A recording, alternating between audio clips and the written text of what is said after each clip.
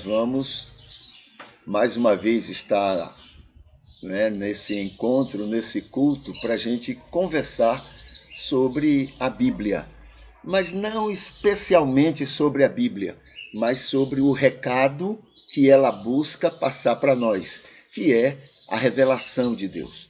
Então nós vamos estar atuando, trabalhando, conversando sobre a revelação de Deus que a Bíblia busca dentro dos limites humanos, dentro dos limites humanos dos escritores, busca passar para a gente a respeito dessa revelação.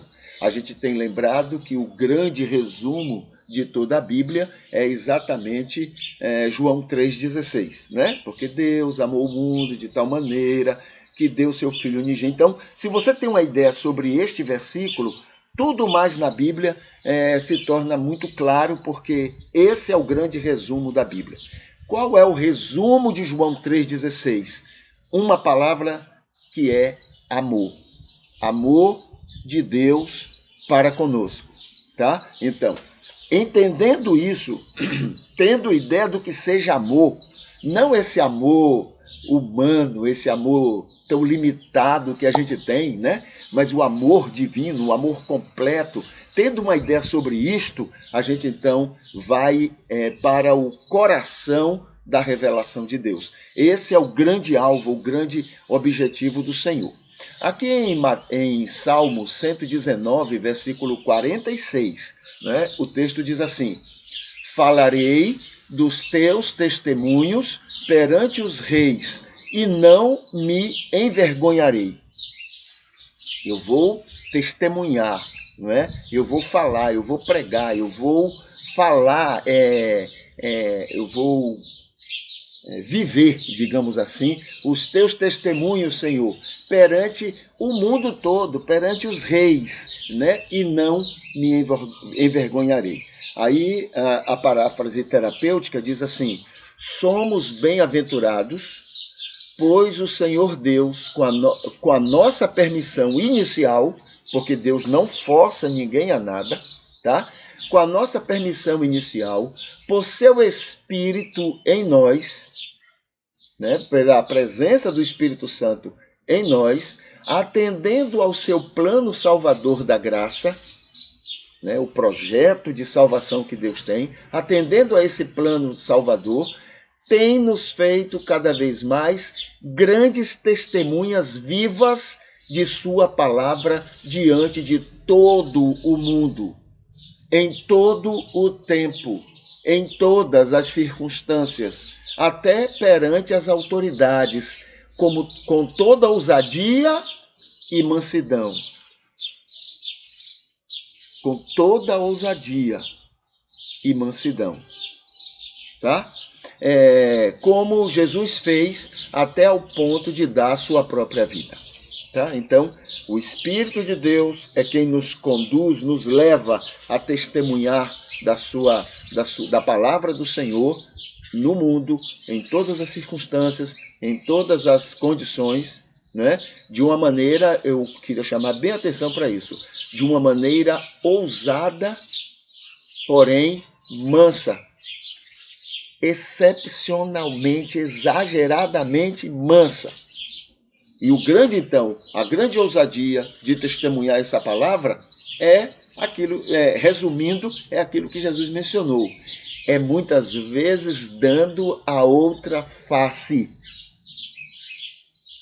Não se ofendendo porque alguém bateu na face. Não fazendo guerra porque alguém lhe bateu numa face. Mas dando a outra face. Andando a segunda milha. As bem-aventuranças estão justamente na mansidão. Bem-aventurados os mansos, porque eles herdarão a terra. Então, aí é que está a bem-aventurança. E aí, esse versículo, o versículo 46, na sua paráfrase terapêutica, ela dá uma visão muito boa, do que seja exatamente essa proposta de Deus em nos amar e de nos usar para a glória dele diante do mundo, transmitindo, testemunhando esse amor. Assim é que nós buscamos compreender como é que ele nos atrai? Porque quem ama, atrai. Quem ama, não espanta, não espalha. Quem ama, quer o outro perto de si. Cria situações para atrair o outro, não é assim? Ou não? É assim que funciona. Então, quando eu amo, né? Quando eu tenho, não vou falar quando eu amo não, porque quando eu tenho amor, eu amo. Então, quando eu tenho amor, né? Quando esse amor agape está desenvolvido em mim, então eu vou criar situações para atrair para mim e não espalhar, e não ofender, e não entristecer, e não colocar as pessoas longe de mim. Muitas vezes eu vou ter que dar, aí eu volto de novo, muitas vezes eu tenho que andar a segunda milha. Muitas vezes. Porque, digamos, aqueles que não têm compromisso com Deus, eles são mais prepotentes do que eu, muitas vezes, né? Mais teimosos. Então eu preciso ceder. Por quê? Porque sou eu que amo. E eu amo porque Deus quer que eu ame. A maneira que eu tenho de amar a Deus é amando essas pessoas. Então eu vou dar a segunda milha. Tá? Então, como é que Deus faz para nos atrair a Ele e como é que é natural de quem ama fazer ou ser para atrair os outros? Tem duas palavras aqui. A primeira é perdoar. Não é perdoar, eu volto sempre a lembrar disso porque algumas pessoas confundem isso. Não é perdoar a condição de pecado. Essa condição de pecado só é perdoada quando a pessoa quer. Por quê? Porque quando perdoa isso, há uma série de coisas que Deus vai fazer na vida dessa pessoa e só pode fazer se a pessoa permite. Porque Deus não invade, Deus não obriga ninguém a nada. Mas esse perdão aqui, perdão, né, é aquele perdão que Jesus orou lá na cruz. Pai, perdoa-lhes porque não sabem o que fazem. O que é isso? Pai, tudo isso que eles estão fazendo é um empecilho entre eles e eu. Entre eles, né, e a minha pregação. Então, Senhor, perdoa, tira esses empecilhos, porque mesmo eles me ofendendo, eu quero eles, eu amo eles, eu quero me aproximar deles. Então não deixa que isso seja um empecilho para que eles venham. Isso é amor, né? Então, primeiro é perdoar. Se você não perdoa, fica difícil você fazer qualquer coisa amorosa para com a outra pessoa. Né? Aí você tem que compreender muito bem o que Jesus fez. Perdoa porque não sabe o que faz. Quer dizer, Senhor, eu sei, eles não entendem, eles não compreendem. Senhor, são pessoas deficientes. Como é que eles vão entender, Senhor, o que eles estão fazendo? Entende? Então, ele perdoa, né? Criando ponte, né? Ponte entre ele e essas pessoas. A segunda palavra é acolher. Ele acolhe, ele perdoa e acolhe. O que é acolher? É você estar aberto para receber o outro. É você estar disponível e não somente estar, mas demonstrar para que a pessoa lá sinta que se ela vier, ela pode ter feito 1000 coisas contra mim, mas se ela vier, ela entender que se ela vier, ela vai ser bem recebida, ela vai ser respeitada, ela vai ser tolerada, ela vai ser compreendida. Entendeu? Isso é acolher, isso é imitar Jesus, porque é assim que ele faz com a gente. Perdoar e acolher é a obra que ele faz pelo seu amor para nos atrair a ele, tá? Para que a gente se sinta atraído por ele. É assim que ele age, tá? Com amor e por amor. Ele perdoa ofensas, quebra empecilhos, sabendo a triatuação do Espírito. O Espírito convence, converte e santifica. Tá? A mesma coisa a gente pode fazer com as pessoas, confiado nisso, de que é o Espírito Santo que vai convencer, converter e santificar essas pessoas. Muito bem, vamos falar um pouquinho sobre culto a Deus. E hoje a gente vai falar aqui de um exemplo de culto a Deus, tá? Um dos exemplos que a gente tem mencionado com alguma frequência. Deixa eu botar aqui no... Mãe Ivete, bom dia. Ainda continuo ouvindo sua voz falando sobre, né, muito daquele tempo que nós estivemos aí nessa terra boa do Recife, pastoreando aí a igreja. Então, falando sobre o culto a Deus. Aqui tem uma das maneiras que eu tenho de cultuar a Deus, uma das poderosas maneiras de cultuar a Deus é manifestar-me contra a pobreza. A gente precisa entender que correr para atender, ou seja, correr, criar situações para dar comida, criar situações para isso e para aquilo, não é o ideal. A gente faz isso num momento extra, mas não é o ideal. Esse é um papel do Estado. Esse é um papel dos governos. Não é um papel nosso. E quando a gente corre para fazer, os governos cruzam os braços porque alguém está atendendo a necessidade ou atendendo a uma responsabilidade que é dele, do Estado. A gente fala tanto em patriotismo, patriotas, mas patriota só para fazer confusão? Não, patriota para cuidar um do outro. Mas não é cuidar dando comida um ao outro, não, porque isso não ajuda, isso atrapalha. Você tira do pouco que você tem para dar a alguém que não tem. Você vai ficar pouco também. Vai ficar tão carente quanto ele. O papel é do Estado. Entendeu? O governo é que tem que tomar essa iniciativa, porque isso é humano. Não vou falar nem que é cristão, não. Isso é humano. Humano. Eu não tenho que dizer, mas é porque são preguiçosos. Se eu for ajudar, eles não vão trabalhar. Se eu for ajudar, não importa, não é problema seu. O seu problema é com sua humanidade. O seu problema é com Deus. Se você não crê em Deus, o seu problema é com a humanidade, ser humano. O que o outro é, o que o outro não faz, é problema dele. Você não pode usar o erro do outro para justificar o seu.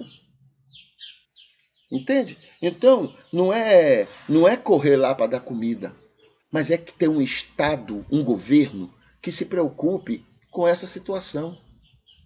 Isso aí, cuidar, dar comida, fazer as pessoas estarem bem, se alimentando bem, é mais importante do que criar obras, do que facilitar a vida de rico.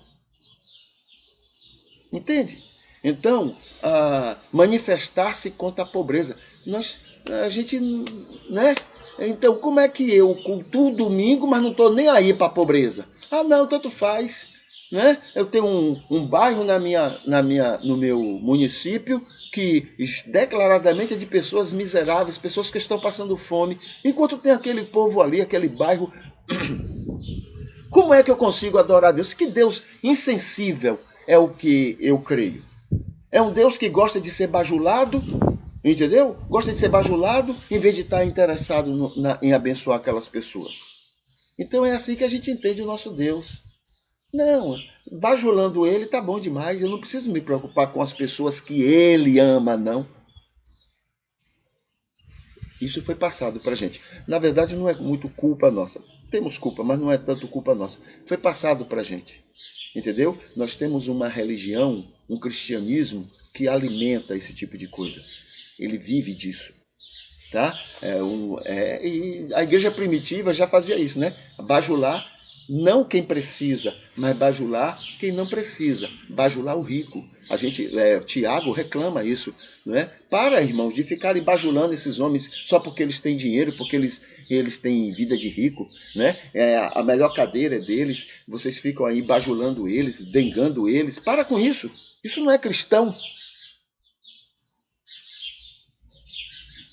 Mas a gente passa, o nosso cristianismo é baseado nisso, bajular. Né? O próprio protestantismo começou nisso. O protestantismo foi protegido pelos ricos, não é porque os ricos daquela época e os reis ricos, não é porque eles acreditavam, aceitavam, é porque eles queriam se livrar do domínio católico para poder eles fazerem o que eles queriam. Há todo o interesse político deles. Tudo bem, nos beneficiamos. Mas a gente tem que largar eles. Eles sabem se virar. Mas não, até hoje a gente ainda fica dengando eles, ainda fica fazendo coisas para agradar a eles. A nossa ideia é de que quanto mais rico a pessoa é, mais abençoada ela é. E isso cria uma série de culturas dentro da alma, do coração, da mente da gente, que a gente então vai bajular esse povo como sendo as pessoas mais abençoadas. Pelo contrário. Tiago fala lá, são ricos porque são exploradores, eles roubam do trabalhador, eles roubam de uma série de pessoas para poderem se darem bem. Não tem nada de abençoado nisso. Entende? Então, o melhor culto a Deus é manifestarmos-nos a favor do pobre. A favor do pobre. No dia que a gente se manifestar mais, sem briga, sem confusão, sem lutas, sem espadas, nada disso. Isso é tolice, isso é coisa do cão. Isso é pegar uma coisa errada para defender outra coisa. Entende? Então, é manifestarmos, mostrarmos, né, como cristãos, de que lado nós estamos. De que lado? Porque o mundo não sabe. O que o mundo sabe aí é que a gente fica dengando quem não precisa. Tá? Isso tem a ver com Zacarias 4:6, nem por força nem por violência, mas pela passividade do Espírito Santo. Ok? E aqui estamos falando sobre também, para lembrar, sobre o projeto Atendimentos Sociais, que é um projeto novo que estamos iniciando com o pastor Edemilson, onde a gente vai estar trabalhando pessoas que precisam de acompanhamento psicoterapêutico, tá? E até pastoral. Tá? Vai ser feito, está sendo trabalhado, desenvolvido essa ideia e vamos ver o que é que vai acontecer aí pela frente, tá bom? Texto bíblico, nós estamos agora começando, né, um novo texto bíblico, tá? Inclusive eu coloquei aqui, eu marquei os versículos 3 e 4, mas na verdade não é o 3 e 4, a gente vai conversar sobre o Adson, bom dia também. A gente vai conversar sobre os versículos 1 e 2, porque ontem a gente só deu uma palhinha, uma ideia da importância do livro de João, tá? Então deixa eu destacar aqui de novo esse texto e destacar os versículos 3 e 4, tá? Aqui. Então, os versículos 1 e 2, né? O versículo 1 de João, capítulo 1, diz assim: no princípio era o verbo, e o verbo estava com Deus, e o verbo era Deus. Tá? O Adson, se você está aí, você vai ver que vamos relembrar muita coisa que a gente já estudou, né? E a gente pode até depois ver como é que a gente pode trabalhar esses textos de novo em outras oportunidades, tá? A gente pode conversar aí.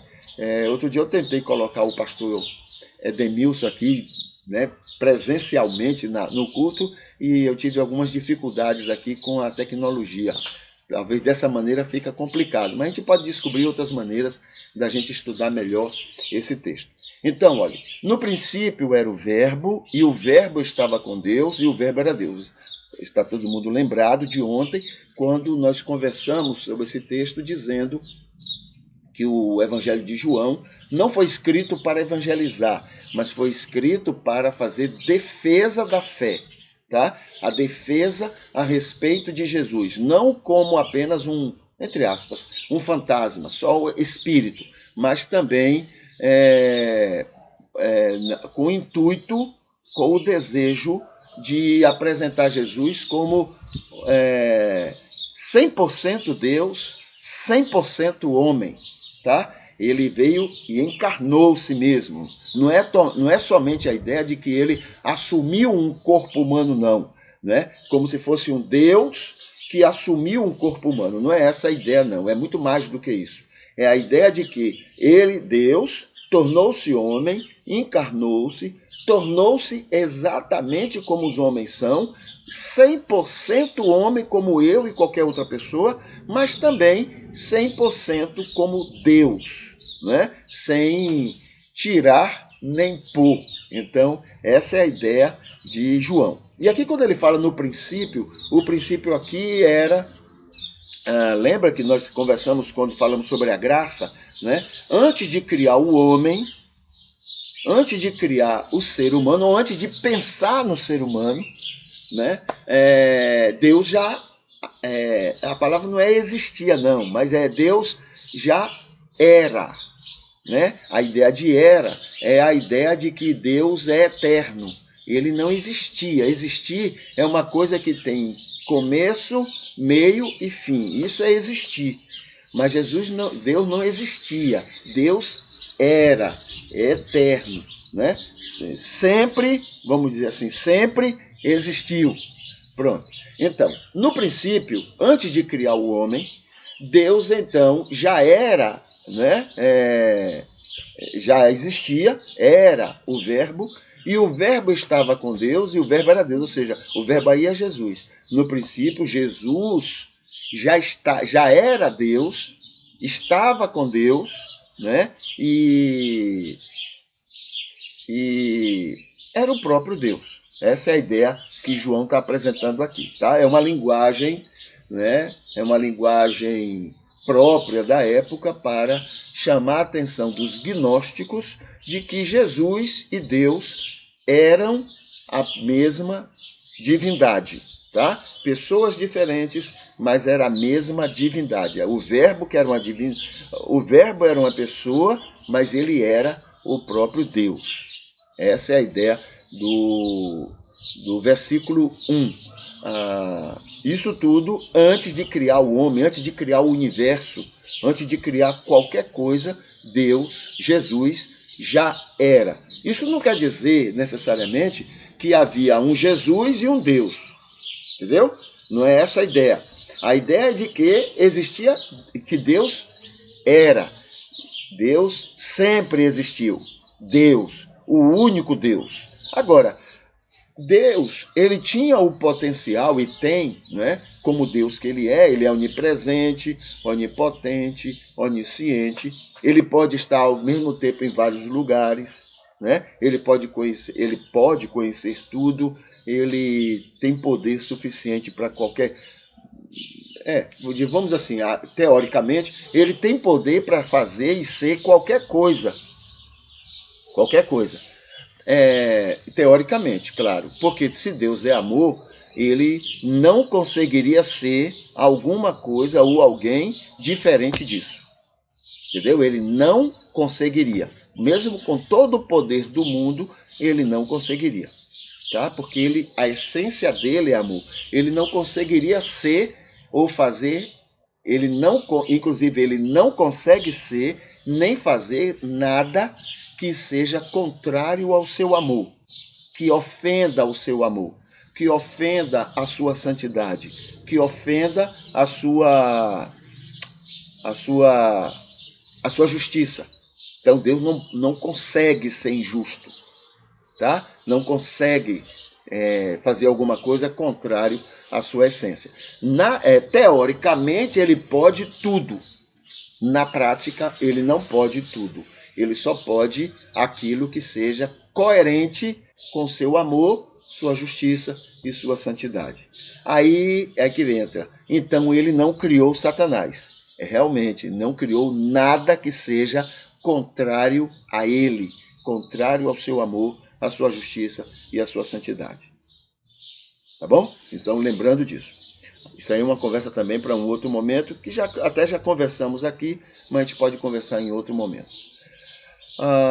No princípio era o Verbo, e o Verbo estava com Deus, né? E o versículo 2, ele diz o seguinte: ele estava no princípio com Deus. Então é reforçando o versículo 1.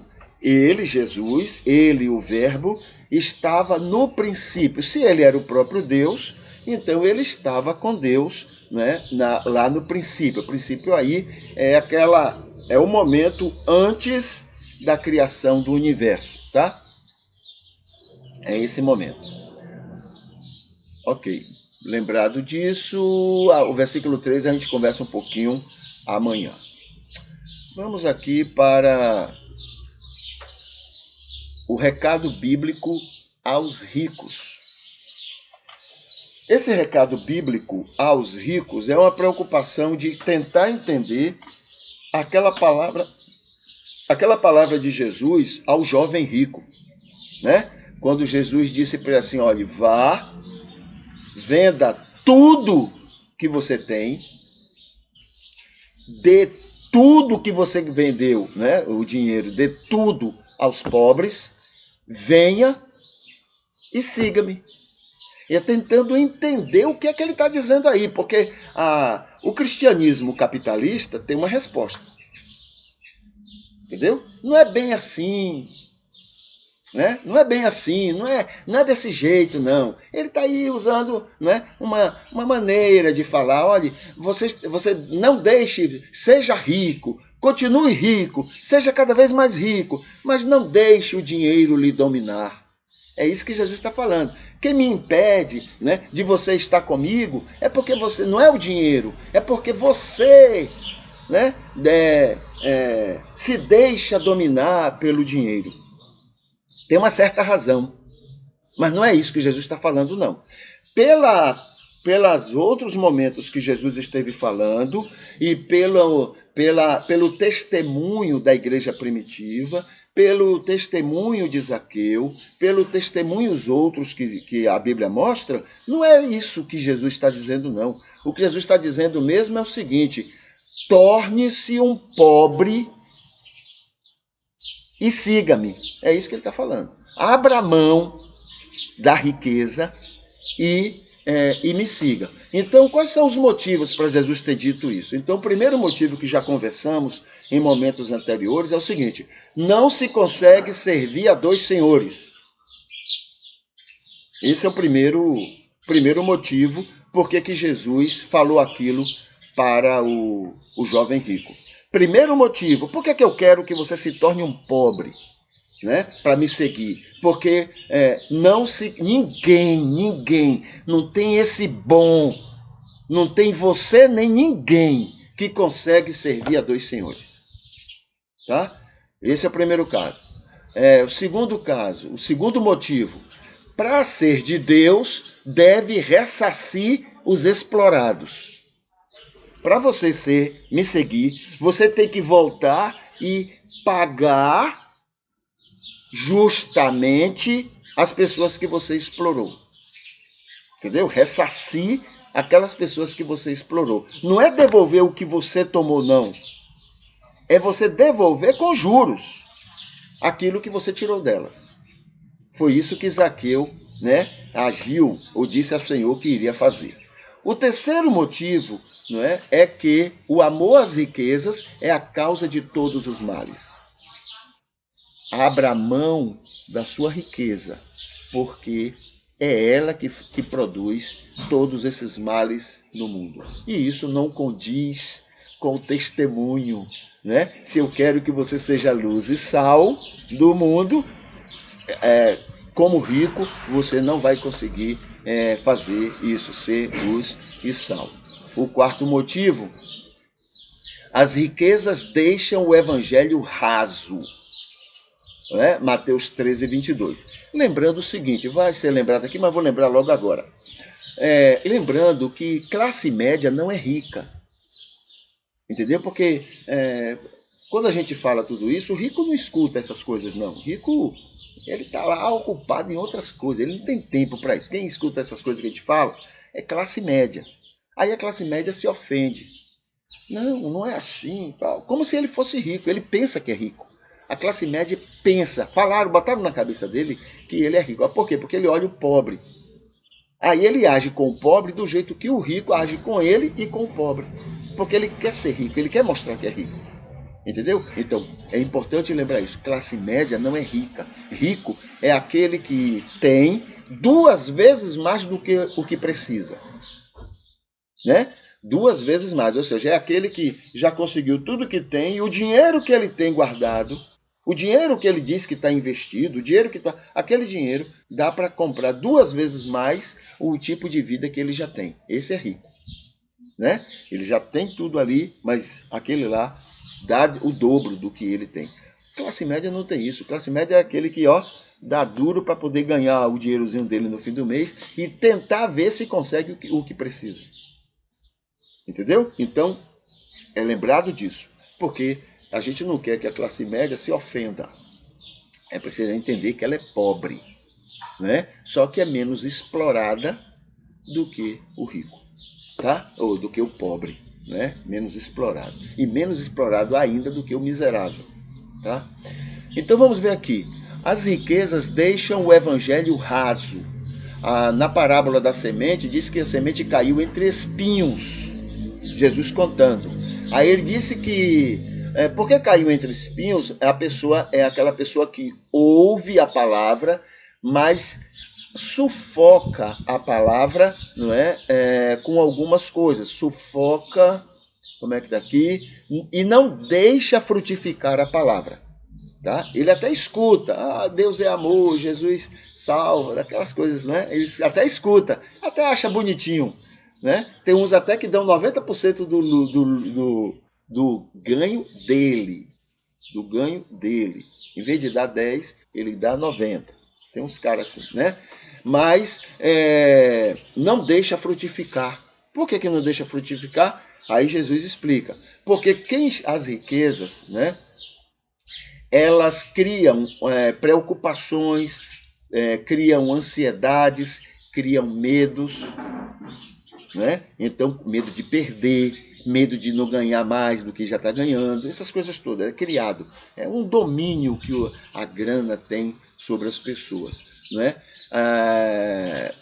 Aqui também diz que não deixa frutificar, Jesus falando, com os enganos das riquezas, porque o que seriam esses enganos? Quando você tem dinheiro, aliás, é passado da cabeça da gente que quanto mais dinheiro você tem, mais feliz você vai ser, né?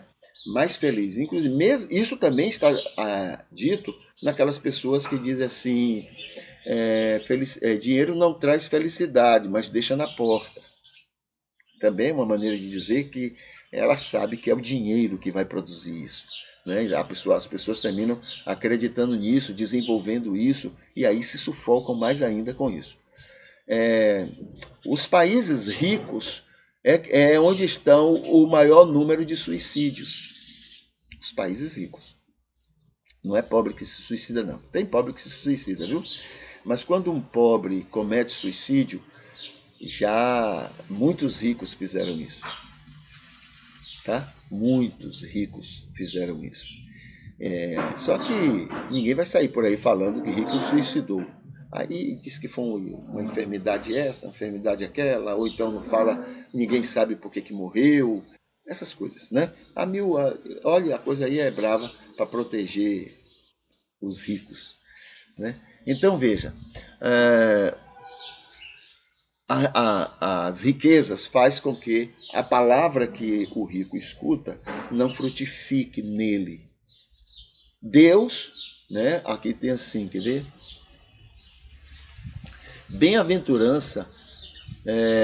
A bem-aventurança é maior quanto mais o evangelho é profundo. Então, eu me torno mais bem-aventurado quanto mais o evangelho se aprofunda em mim.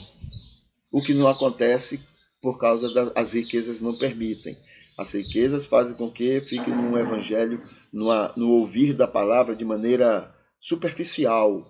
Não tem como se aprofundar. Então, essa bem-aventurança não se desenvolve. Né? Quanto menos eu tenho espinhos, mais o evangelho se aprofunda e a bem-aventurança aumenta na minha vivência, na minha relação com Deus. Jesus mandou o jovem se tornar pobre para melhor segui-lo e melhor desfrutar de sua companhia. Isso é céu. Tá? Olhe, do jeito que você está, meu bom jovem, você não vai conseguir me seguir. E nem vai conseguir desfrutar da minha companhia. Porque você vai estar angustiado com uma série de coisas aí. Então, abra a mão disso, larga isso e vem para mim. E você vai conseguir me seguir. Tá? Então, esse é o quarto motivo que nós temos aqui para entendermos por que Jesus falou aquilo para aquele jovem rico. Né? Torne-se pobre, torne-se carente, torne-se independente das riquezas e me siga. Uma opinião que eu queria mencionar hoje, está logo no começo dessa lista aqui, né? Já chamamos a atenção de vários aspectos, e um deles agora é esse aqui. Veja só a profundidade desse recado que está aqui. Deixa eu botar aqui esse esboço nos comentários. Então tá aqui. Eu vou ler, tá bom? Tudo, absolutamente tudo que ofende de alguma forma uma outra pessoa é muito prejudicial a mim e ao meu relacionamento com Deus. Vou repetir, para poder a gente entender melhor a continuação. Tudo, absolutamente tudo que ofende de alguma forma. Lembra daquela coisa de não matarás, né? Antigamente foi dito, olha, não matarás, eu porém vos digo. Se você tiver alguma coisa no seu coração contra alguém, você já está matando aquela pessoa. Então veja, tudo, absolutamente tudo que ofende de alguma forma uma outra pessoa, qualquer outra pessoa, é muito prejudicial a mim e ao meu relacionamento com Deus. É prejudicial a mim e ao meu relacionamento com Deus. Quanto maior for a ofensa, quanto maior for essa ofensa em relação a essa outra pessoa, né, maior o prejuízo que eu sofro em relação à minha vida e à saúde. Tem algumas pessoas usam por aí o que é chamado de a lei do retorno. Tudo que o homem planta, ele colhe. Entende? Tudo que o homem planta, ele colhe. Então, essa preocupação, né, isso termina voltando para mim. Eu vou pagar um preço por isso que eu estou fazendo com as outras pessoas. Basta uma outra pessoa. Quanto maior for a ofensa, maior o prejuízo que sofro em relação à minha vida e saúde. Tem uma coisa perigosíssima aí. É uma coisa chamada psicossomático. Eu crio uma situação em relação a alguém, eu prejudico alguém de alguma forma, isso meu cérebro registra, e meu cérebro, eu não fui criado à imagem e semelhança de Deus, eu tenho senso de justiça. E esse senso de justiça vai me acusar.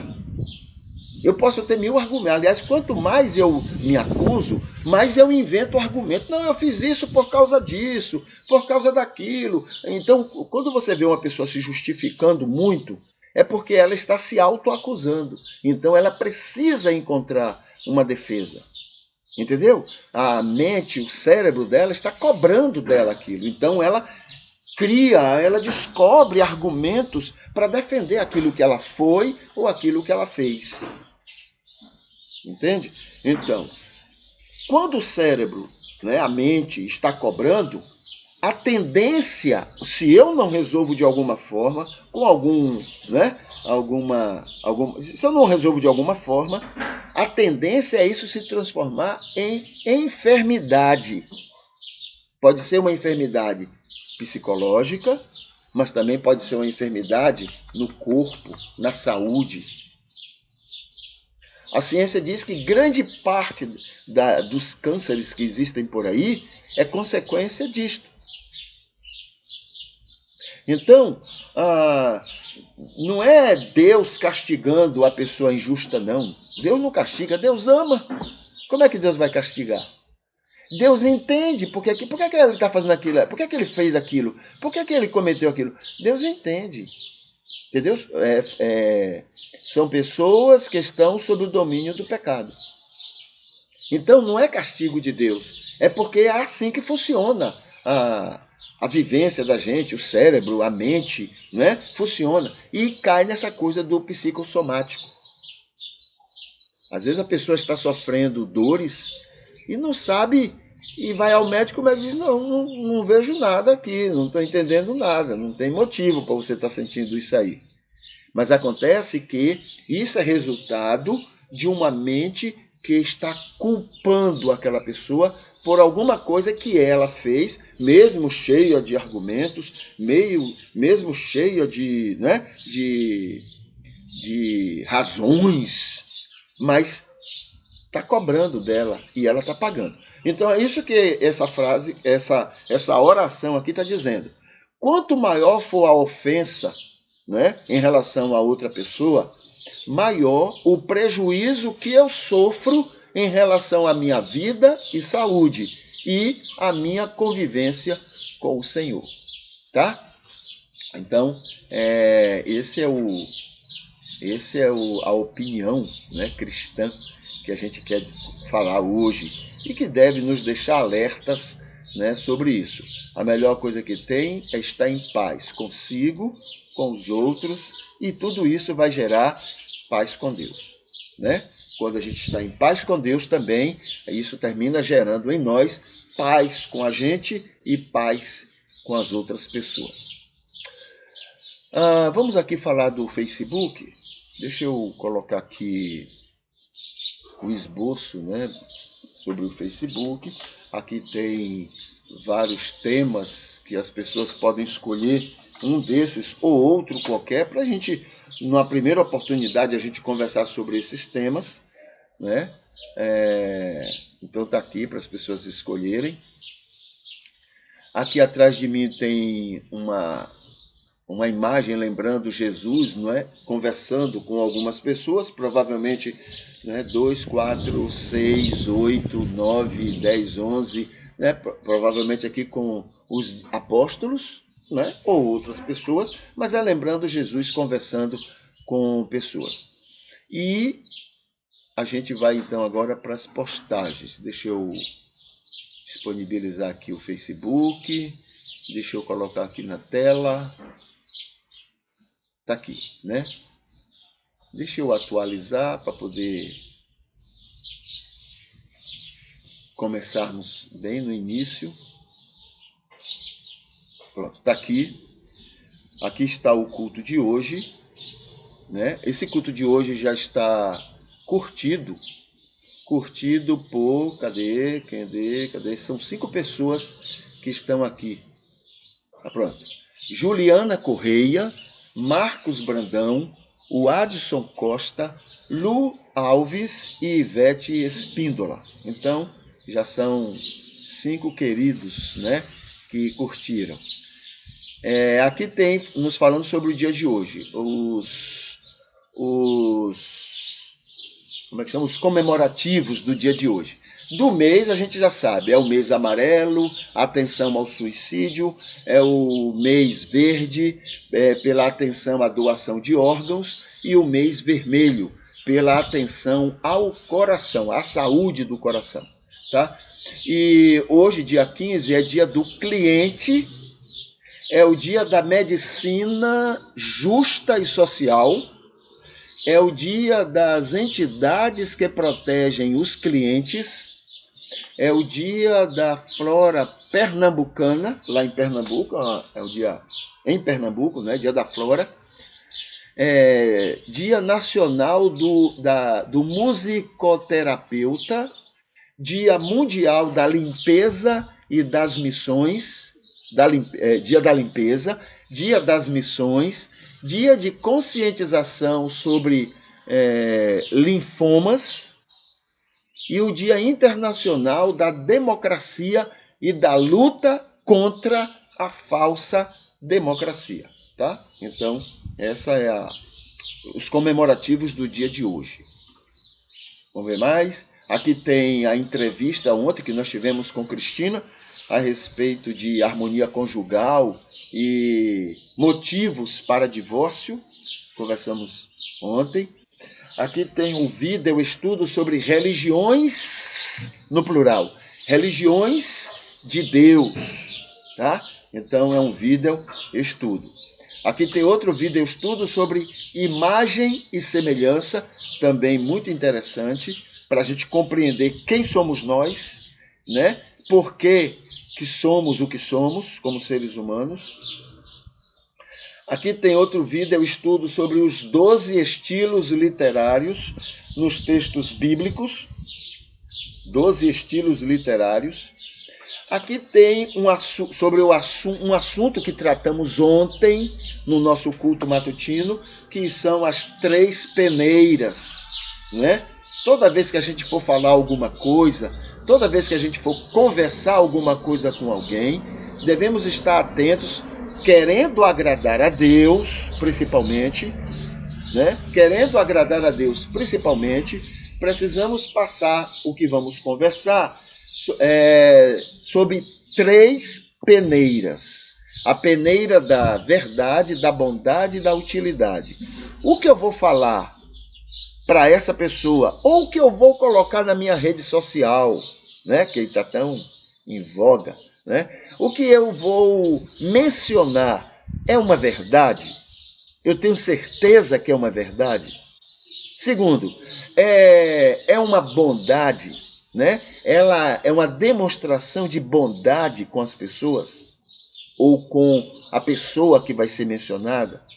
Ela é útil às pessoas que vão ouvir, né? Ela vai abençoar as pessoas que vão ouvir. Então, essas 3 peneiras, elas são essenciais, tá? Essenciais para a gente poder usar, né? Medir aquilo que a gente vai conversar com as pessoas. Aqui tem outro banner também com o assunto de ontem, que é Deus ama todo o mundo, tá? Deus ama todo o mundo, sem exceção. E aí tem um texto ali com versículos bíblicos e etc. E aqui tem o culto, né? O culto de ontem pela manhã.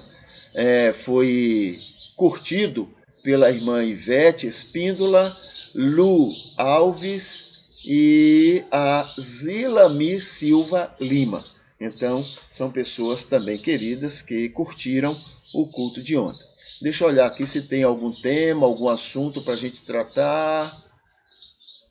Não tem. Tá bom? Não tem. Aqui nós temos 2 minutos para conversar, né, sobre essa parte. Deixa eu descer aqui. Estamos conversando, por último, né, na sequência desses assuntos, estamos conversando sobre a graça. Deixa eu ver o que tem aqui para a gente lembrar a respeito da graça. A graça é o grande milagre, é o grande projeto de Deus para salvar as pessoas. Só para ilustrar, se uma pessoa ser salva precisa de 1000 passos, o projeto de Deus foi tão bem articulado, né, para salvar o maior número possível de pessoas, que basta um passo nosso. Qual é o passo que eu posso dar? Porque tem passos que eu não consigo dar.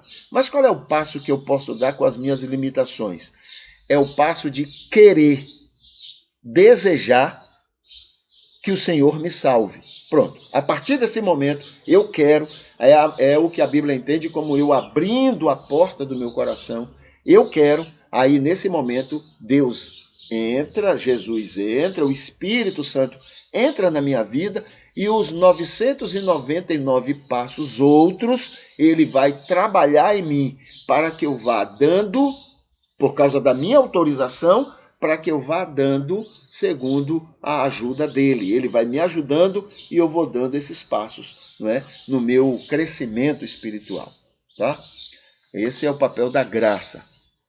E, deixa eu ver aqui, ele é operado pelo Espírito, é operado pela fé, é operado por Jesus. E aqui tem o plano da salvação. E por último, também já conversamos sobre isso, sobre a plenitude dos tempos. Né? Foi a última conversa que nós tivemos e explicamos a importância dessa plenitude dos tempos que a Bíblia menciona para que Jesus viesse ao mundo e a graça se concretizasse no seu desenrolar, já que Jesus assumiu os nossos pecados, a nossa condição diante de Deus. Tá bom? Ok. Dito isso, e lembrado, a gente vai falar na próxima vez sobre herança eterna, tá? Dentro dessa sequência de assuntos. E então a gente vai aqui para... Deixa eu tirar aqui o Facebook aqui da tela. Pronto. A gente vai aqui então para o nosso momento de oração.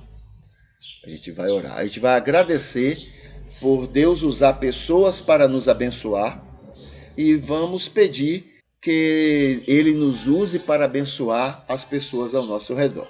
Vamos agradecer. Querido Deus, nosso Pai, muito obrigado, Senhor, por mais essa oportunidade de estarmos conversando sobre a Tua palavra. E, ó Deus, nós queremos Te agradecer, Te louvar pela multidão de anjos, de pessoas especiais, pessoas maravilhosas que Tu tens colocado ao nosso redor para nos abençoar de muitas maneiras através delas. Nós queremos Te agradecer muito por isso, Senhor. São essas pessoas que fazem com que a vida seja mais agradável, seja mais prazerosa, seja mais confiante em Ti. E Tu tens usado muito bem todas essas pessoas. E pedimos, ó Deus, que Tu nos uses também para abençoar estas e outras muitas pessoas. Que as pessoas possam ver em nós, ó Pai, os anjos que Tu tens preparado para abençoar a vida de cada uma delas. Te agradecemos, enfim, por tudo isso e Te louvamos no nome de Jesus. Amém. Muito bem. O que é que eu tenho aqui? Depois são os lembretes. A gente vai lembrar o seguinte. Hoje à noite, né? E isso está no link número 2 da descrição deste culto. Hoje à noite a gente vai ter uma conversa com a Vânia a respeito de família, lá no Instagram, às 19 horas. Na descrição deste culto, no link 10, 11 e 12, você tem informações sobre a casa de apoio, tá? E no culto matutino de amanhã, né? Amanhã, 7h30, você, entre outros assuntos que vamos tratar, situações que deveriam nos incomodar como crentes, como cristãos. Deveriam nos incomodar. A gente vai conversar um pouquinho sobre isso. Inclusive, assuntos no planeta, né? São assuntos mundiais que deveriam nos incomodar como cristãos, mas que a gente nem está aí, como se nada tivesse acontecendo. E aí as pessoas amadas de Deus são prejudicadas e a gente fica indiferente. Como é que eu quero amar a Deus se eu sou indiferente à dor dos que Deus ama, né? Isso é impossível. Então, amanhã também vamos conversar sobre respostas a algumas questões que algumas pessoas têm, tá? Dito isso, vamos aqui lembrar o seguinte. Hoje é um ótimo dia. Hoje é um ótimo dia para você repensar a sua vida com a sua profissão, tá? Com a sua vida profissional. Então, o que é que pode ser melhorado? O que é que pode ser feito para colocar mais na mão de Deus? Não é? O que é que pode ser feito para você ser o profissional que Jesus seria se estivesse no seu lugar? Apesar do seu patrão, apesar dos seus clientes, apesar dos seus empregados, o que é na sua profissão, o que é que precisa ser feito para você ser Jesus, para que você seja um imitador de Jesus? O que Jesus seria em seu lugar na sua profissão, tá? Então hoje é um bom dia para isso. Pega um papel e uma caneta e vá anotando o que é que pode ser feito. E na sua rede social, divulgue que igreja é um hospital aberto de amor. Tá? Se igreja não for um hospital, não é igreja. É um amontoado de joio. E isso não se chama igreja, isso se chama outra coisa. Tá? Então, igreja deve ser, para ser igreja, ela deve ser um hospital aberto de amor. Tá ok? E que hoje seja um dia maravilhoso na sua vida, né? Nas suas relações, na sua convivência com Deus. Hoje seja um dia que lhe dê muita alegria, muito prazer de ser a pessoa e o salvo que você é, tá bom? Vou colocar aqui uma musiquinha para a gente encerrar o nosso culto e a gente vai se despedindo, tá bom? Que Deus continue abençoando e lhe usando nesse dia.